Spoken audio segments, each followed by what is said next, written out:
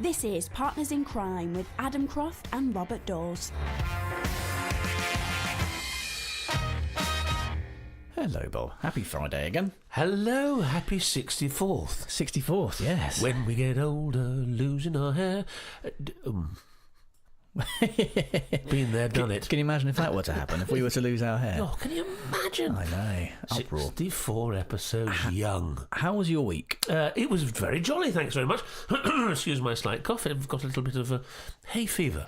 It's that time of year. It is. The weather's beautiful, though. It is. Rough winds do not blow the darling buds of May. No, I've not seen too much of it, though, because I've been this week I've been dealing with a poxy child. Oh, I know. Quite literally. Poor James. The dreaded red spots came out last Wednesday. They started, and he's been covered since then in both spots and calamine lotion. Bless his heart. Well, better to get it out of the way young. Oh, yeah, absolutely. A friend of mine was saying he caught it when he was in high school and it was horrendous. Oh, God. Well, the older you get, the worse it is, isn't it? And, Same with everything, really. Yeah. Sadly. Hangovers. Yes. Yeah. No, but I've had a lovely week, thank you very much. It's been very nice weather, so sitting in the garden, doing a little bit of work, catching up on the stuff, and reading. Good. I have been too. I've been looking at some bits in the news. We mentioned last week, we kind of touched on the awards that J.K. Rowling was or the scheme that J.K. Rowling was backing for black and ethnic minority women, which we said was a very, very good thing. And there's a few other news stories that caught my eye as a result of that. We're talking about kind of women in crime fiction, and the National Post had, which I think is possibly a Canadian newspaper, said they had an article with the headline, "Is reading crime fiction written by women a feminist act?" Which is an article by Mel McGrath in the National Post, who said, "It's not that men can't write women, but after so many centuries of men telling women's stories, there is a particular power in women writing and reading our own." This is something that you touched on last week, wasn't it? Yes, it is. And I think there is. I mean, great writers are able to write characters of either sex or of anything. But I mean, we have many in the particular genre of crime thriller writing, top women writers, and they all have their own particular unique approach. And of course, they have the huge advantage of being women, which must be a great advantage when you are writing women. It helps. I don't know whether men will notice the difference, but I should imagine most women reading books with female characters will be able to spot a fraud a mile off, or something that is not believable. Well, I mean, Gone Girl is mentioned in this article, and having read that at least twice and seen the film, some of those characters just couldn't be written by a man, I don't think. No. The depth you get from Amy and from Go and from various different characters in that, you couldn't get from a male writer, I don't think. Yes. Well, what about the other way of looking at it? Women writing men. I mean, quite possibly. I don't know. I haven't read an article about that, but my feeling is basically, if you're a fine writer, then you do the work and you find a way of doing it. I mean, we both write female characters. I'm not putting myself in the same bracket as the best crime writers or writers by any means, but you do your best to research and observe and be emotionally true to the characters you're writing, whether they're male or female. Whether you bring it off may not necessarily depend on whether you just happen to be of the same sex that you are of the character you're writing. But I mean, I must write. I have to say, if you're reading of Val McDermid, I don't question her male characters at all. I certainly don't question her female characters. In fact, I don't question her characters at all, because they're all superb. Ian Rankin, when he's writing female characters, do you you question that? Well, I'm not a woman, so maybe I'm obviously not in the best position to say. But I mean, they work for me. I don't know. It's an interesting opinion. Obviously, there's a lot of people who do think that, for obvious reasons, that women writers write the most authentic female characters. Well, yeah, I mean, like you, I've never questioned or even thought about female writers writing male characters. Not once in my life have I thought, oh, this male character's not very realistic, it's written by a woman. It's never crossed my mind until you mentioned the fact that we don't question that. And is that either because women generally are more what's the word I'm looking for, observant and able to spot things about people's characters and therefore write them more realistically, or is it that there is an inherent sexism in our society which means that we question things one way and not the other? Yes, well, there we are. I mean, we could debate this one all day long, but we've only got half an hour, so we won't. But exactly. So it'd be interesting to hear from listeners if they've got a particular opinion on this. Absolutely, yeah. Hello at partnersincrime.online, which is our email address, which we should probably check at some point to see if we've got any emails. On that note, just interesting, would you not read a book if it was written by a man and the leading character was a woman, or vice versa? Oh, no, not in the slightest. I write. I am a male author who writes with a female lead character, so it would be daft of me to think that, and I've read plenty of books written by women with male lead characters, like say Val McDermid, for one that just jumps to the top of my head.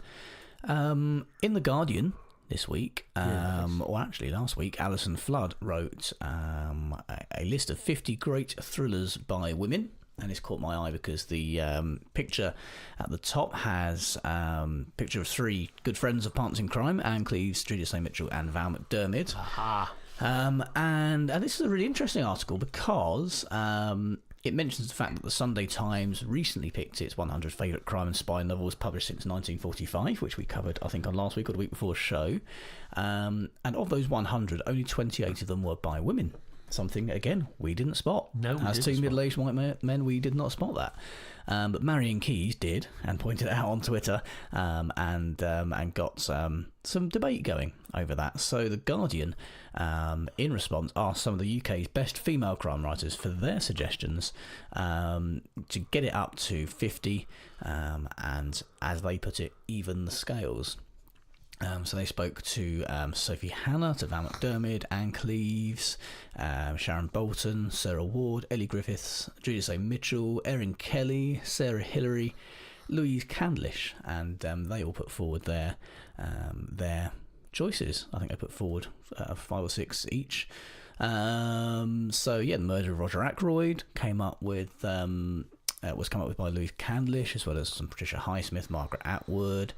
There's some more recent books on there as well. Sarah Hillary chose ones by Jane Casey and Liz Nugent. Claire McGowan and Tana French was chosen by Erin Kelly, as was Barbara Vine. Ruth Rendell, by another name. What did Ellie? Ellie Griffiths chose R in the Month by Nancy Spain. The Daughter of Time by Josephine Tay. Of course, that has to come out at some point. And The Detective's Daughter by Leslie Thompson. The Place of Execution by Val McDermid. And He Said, She Said by Erin Kelly. Julia St. Mitchell, who was on, I think, episode 2 of Partners in Crime. Certainly was. And good friend of ours. Sharp Objects by Gillian Flynn. Dangerous Lady by Martina Cole. The Mermaid Singing by Val McDermid. Indemnity Only by Sarah Paretsky. And the Saint Cyr series by C.S. Harris. I think it's Saint Cyr. I'm not quite sure how that's actually pronounced. I've never heard anyone read it out. So there we go. Yeah, it's a very interesting list there. So you can find that on the Guardian's website, written by Alison Flood, that piece. See, I see two faces there, and it seems to segue quite nicely into this.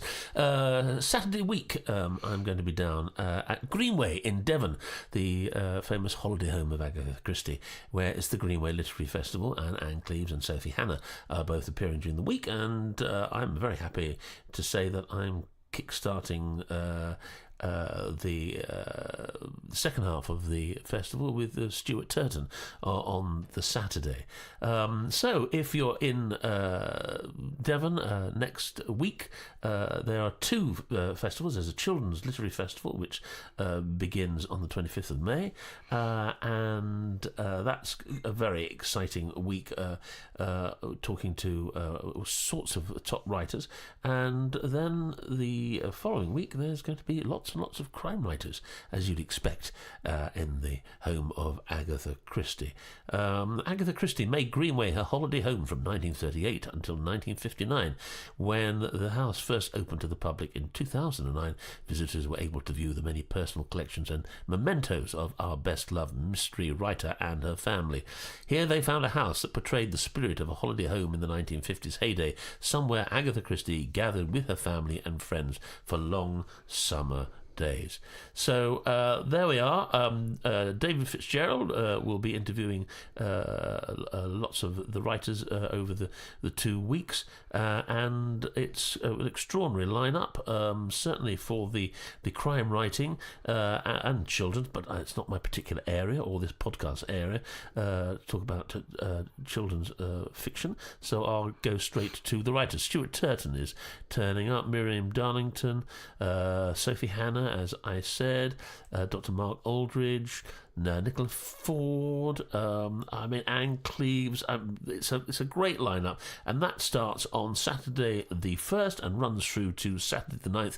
Every day, different writers turning up to talk about how they do it, why they do it, and when they're doing it. So so if you're around, I look forward to seeing you there. Please call in and let's have a chat. That's the Greenway Literary Festival in Devon, starting on the 25th, and I'm on the 1st. Lovely. The Bookseller carried an article this week mentioning that previous winners, Val McDermid and Belinda Bauer, have made the Theakston Old Peculiar Crime Novel of the Year shortlist, and the long list is now being whittled down to 6 books. 6 very good books. Snap by Belinda Bauer, yes. Broken Ground by Val McDermid, 13 Brilliant. By Steve Kavanagh, London Rules by Mick Heron, The Quaker by Liam McIlvanney, and East of Hounslow by Khurram Rahman. Wow. Well, that's the shortlist.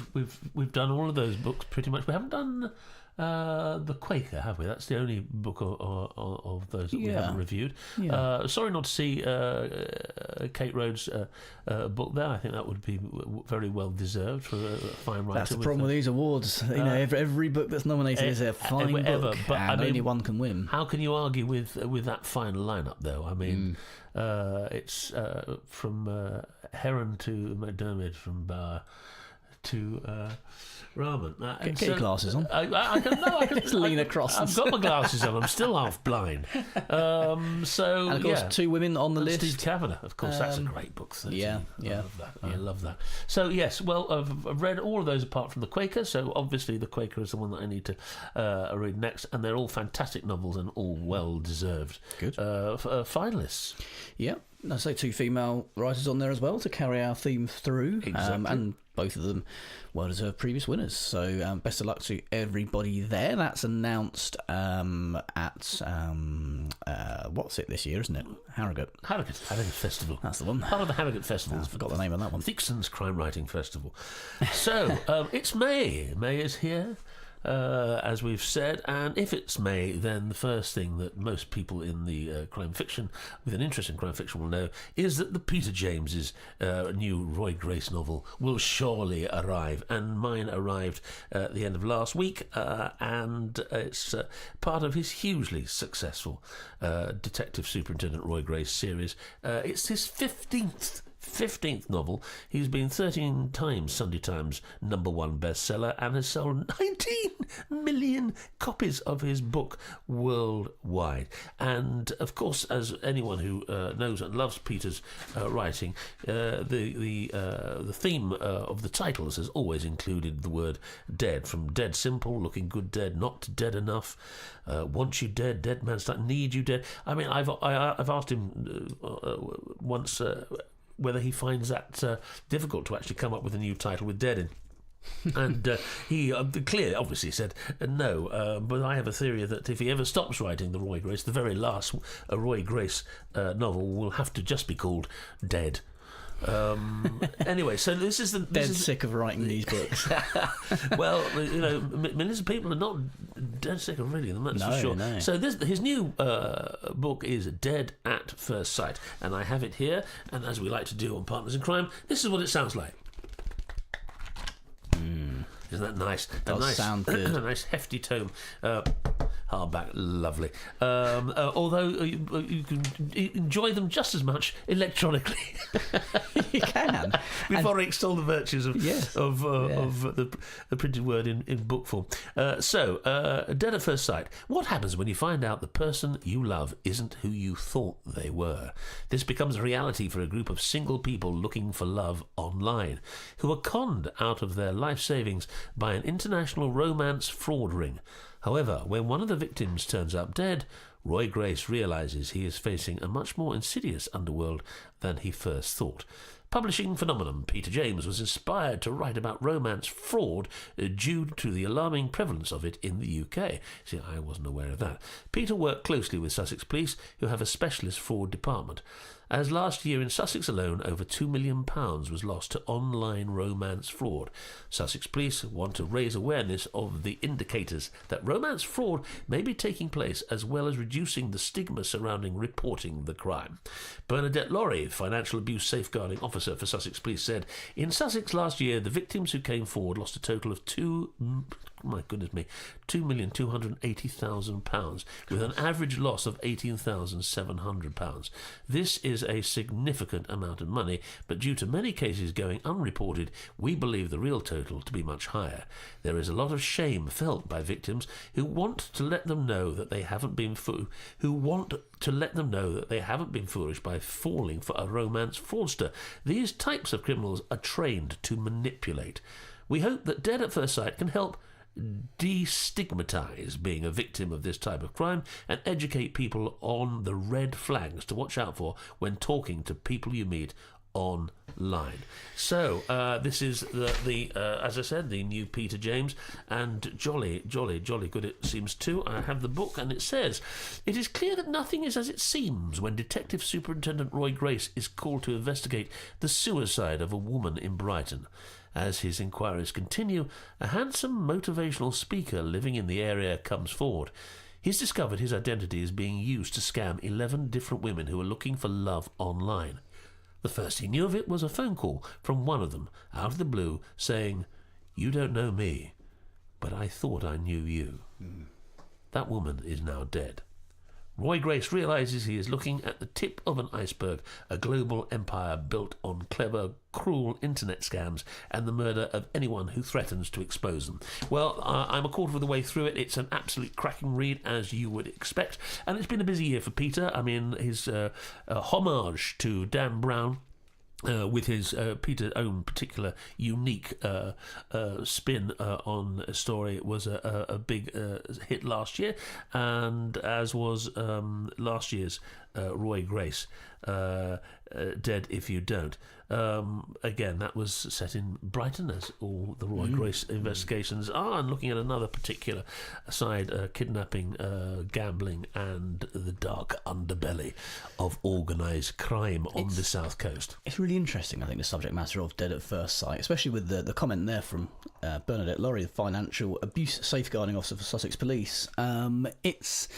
This is something I've kind of considered looking at in my books as well. It's interesting, isn't it, that there is that shame associated not only with being defrauded. It's something that I think nobody likes to think they've been made a fool of, but especially with the dating site side of things, because there's this, I don't know, this kind of perhaps seedy underbelly that people think of, not wanting to admit that, you know, they're trying to find a partner on these things, and there's numerous different layers to this, isn't there, of shame, which I guess is why people don't admit if they've been defrauded, and that's why, as Bernadette Laurie there says, nearly £2.3 million lost in Sussex last year. That's a phenomenal amount of money. But it must be so much higher than that. It must be 10 times that. It's got to be.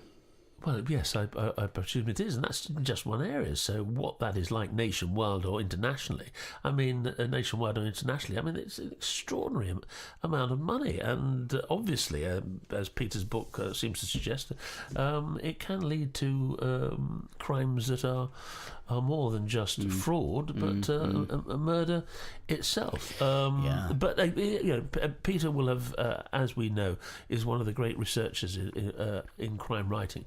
His detail and his respect for police procedure is extraordinarily fine, and he writes brilliantly about it and never puts a foot wrong. So I should imagine that Dead at First Sight will be at the top of the best-selling list very soon, and hopefully, as Bernadette Laurie suggests, it might be helpful to people who have actually suffered this abuse, or at least helpful to people who haven't and may in the future and recognise the signs.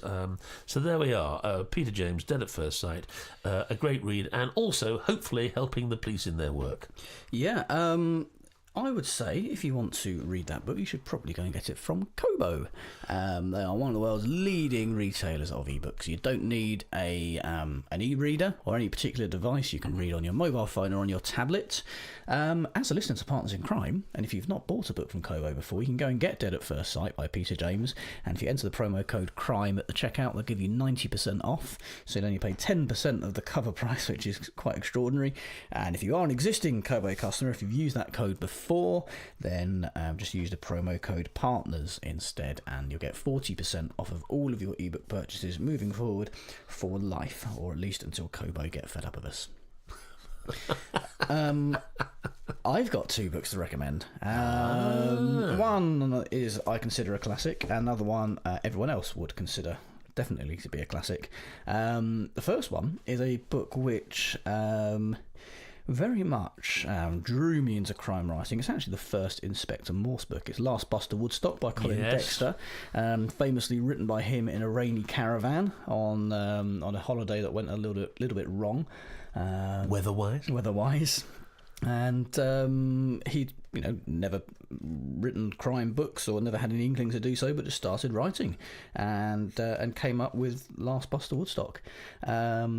It says on the back, I'm just going to read out because it's lazy and it's the way we do things on this show. Do you think I'm wasting your time, Lewis? Lewis was nobody's fool and was a man of some honesty and integrity. Yes, sir. An engaging smile crept across Morse's mouth. He thought they would get on well together. The death of Sylvia Kay figured dramatically in Thursday afternoon's edition of the Oxford Mail. By Friday evening, Inspector Morse had informed the nation that the police were looking for a dangerous man, facing charges of willful murder, sexual assault and rape. But as the obvious leads fade into twilight and darkness, Morse becomes more and more convinced that passion holds the key. This was the book that kicked it all off. Basically, it started the Inspector Morse series, which I think only had about 13 books, but many, many more TV episodes and spin-offs and what have you. So, that's a classic as far as I'm concerned, because it came out in 1975, which may as well be Anglo-Saxon as far as I'm concerned. Was that before you were born? It was, yeah, about 11 years before I was born. So good grief. Yeah. It's more than 11 years after I was born. Well, there we go. It's a sobering thought. Point of interest, I saw Lewis just the other day, strolling down the street. Well, the actor who plays Lewis, Kevin Whately, lives not a million miles from where we are broadcasting from now. He doesn't walk around in character, though, does he? He does not walk around in character. You're nicked. Lewis. Going around arresting people and chucking them in the cells. No, I think he had a co-op bag. Oh, right. Carrying that, which I'm sure Lewis does. Well, he's been out of work a while now, hasn't he? So, never. He wasn't sitting on a park bench, was he? No, he's actually been doing a big musical with his daughter. His daughter's a singer, and they've been over to Norway. So yes, wasn't a bottle of White Lightning in his co-op bag, and no, wonderful actor sitting on a park bench with leftover fish and chips. I don't know. There we go. Sorry, Kevin, if you're listening, you probably weren't doing that, to be honest. It's very rude, aren't you? You can be very rude. Yeah. P.S. Would you like to come on the show? The other book I've been reading, moving on swiftly, is another definite classic. I don't think anyone would disagree with that. It's the first Philip Marlowe mystery by Raymond Chandler called The Big Sleep.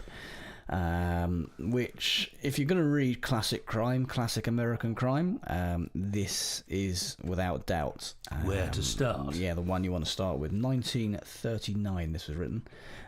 So, just as war was beginning to kick off and the world was about to be thrown into some pretty sweet peril. Yes. I'll read the back of the book for you, because that's the way we do things. We're lazy. Neither of the two people in the room paid any attention to the way I came in, although only one of them was dead. Los Angeles PI Philip Marlowe is working for the Sternwood family. Old man Sternwood, crippled and wheelchair-bound, is being given the squeeze by a blackmailer, and he wants Marlowe to make the problem go away. But with Sternwood's two wild, devil-may-care daughters prowling LA's seedy backstreets, Marlowe's got his work cut out. And that's before he stumbles over the first corpse. The Sunday Times called him one of the greatest crime writers who set standards others still try to attain. And Anthony Burgess said Chandler is an original stylist, creator of a character as immortal as Sherlock Holmes. And it really is a great book. I read that on holiday a couple of years ago in Bulgaria, I think I was in, of all places, reading LA crime from the 1930s. So, very good book, and that's one of my recommendations for this week, which you should, of course, get from Kobo using the promo code CRIME at the checkout to get 90% off your first purchase, or the promo code PARTNERS to get 40% off of all subsequent purchases. Oh. Are you paying attention? Yes, I am. Do you know Raymond Chandler was American-British? Was he? Yes. Although he was born in Chicago, Illinois, and died in La Jolla, California. But yes, he Chandler. Yeah, I didn't realise that. Actually, I did know. That's why I'm looking it up.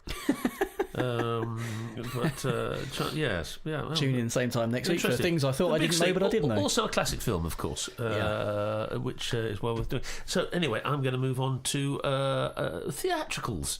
No surprise there for anyone who knows my day job, or rather night job when it comes to theatre. Yes, I have. So where are we? It's all right. We're in my studio, Bob. It's okay. You've had a funny little turn. I've had a funny little turn. You'll be all right. Well, do you know what? My printer bust. And so I've had to actually download information and stuff to my phone. And now you're trying to use technology. And I'm trying to use technology, and I've got the most inefficient thumb in the world. I can't. I'm a terrible texter. I see my children actually whizzing through text, and every time I do it, it takes me about half an hour to write the Simpleton message, and I read it back, and it's just a horror story. This is why I give up and phone you half the time. Yeah, well, that's always the best. But anyway, news on The Girl on the Train, not the book, but the stage production. As part of the production's national tour, it's been touring the UK recently. It has been announced that The Girl on the Train... Simon L. Michael has just sent me a nice message. He was being a guest and a crime novelist on the book, so I'll deal with that. Thank you, Simon, if you listen to this. As part of the production's national tour, it has been announced that The Girl on the Train will play at the Duke of York's Theatre for a limited engagement. Based on the 2015 novel by Paula Hawkins, of course, and adapted for the stage by Rachel Wagstaff and Duncan Abel, the story follows Rachel Watson, a female commuter whose travels take on a greater importance as she finds herself a witness in a missing person investigation. Samantha Womack, everyone in the UK knows who Samantha is, a leading stage and TV actress, most recently in EastEnders, of course. Has been playing Rachel Watson, and also in the cast are Oliver Farnsworth and John Dougal and Rowena Melrose. So that's going to be The Girl on the Train will play at the Duke of York's Theatre for that limited engagement of 4 weeks from the 23rd of July, followed by a continuing tour until November 2019 with a final performance at the Blackpool Winter Gardens. So there we are. That's if you like your crime thrillers live on stage, and you happen to be in the West End, be you visiting from abroad or visiting from Darlington or Slough, catch The Girl on the Train with Samantha Womack this summer. It's been quite a good show, actually. We've filled in quite a lot of recommendations and news, and we've been quite serious and quite crime-filled. We haven't, apart from a brief mention of chicken pox, we haven't really gone off-piste. I know. Well, I'm glad you have had chicken pox, obviously, haven't you? Oh God, yeah, years back. Yeah. Yes. When I were a nipper. Well, you used to get it. I mean, I've got a brother and 2 sisters, and we're all, sort of within a few years of each other. And I can remember you just got it as a job lot. One of you got it, and you all went down. I can vividly remember all being in bed with everyone, going crazy and trying not to itch and being told don't itch, and the calamine going on. And do they have chickenpox parties now, where amongst groups of friends, if one child has it, the parents arrange to get them all together so that they could all catch it early on and get it done with, because you're going to get it at some point. And you're better off having it earlier on than later. There's something a little bit perverse about that, though. That is quite interesting, yes. I can see the logic, but it doesn't quite sit right. to a chicken pox party. What are they going to have? Kentucky Fried Chicken? The adults have to come in fancy dress. Get the red Sharpies out. Well, so that's a 64. Yep, 64 not out. Well, we might be by the time this goes to air. 65. Now, next episode is episode 65. After that, can I draw a pension? We can retire after that. After that. That's really nice. Go play golf. I don't know. No, don't push it too far. Right. So that's your 30 minutes. So anyone following this will know that Adam is quite obsessed with the clock. Yep. And we are now 12 seconds over the 30 minutes. So it's time to say goodbye. It's time to say goodbye. Yada. Partners in Crime was presented by Adam Croft and Robert Dawes and produced by Adam Croft. The theme tune was by the Caesareans. The Partners in Crime logo and imagery were designed by Stuart Beisch. Partners in Crime is sponsored by Kobo, your favourite local bookshop, perfected.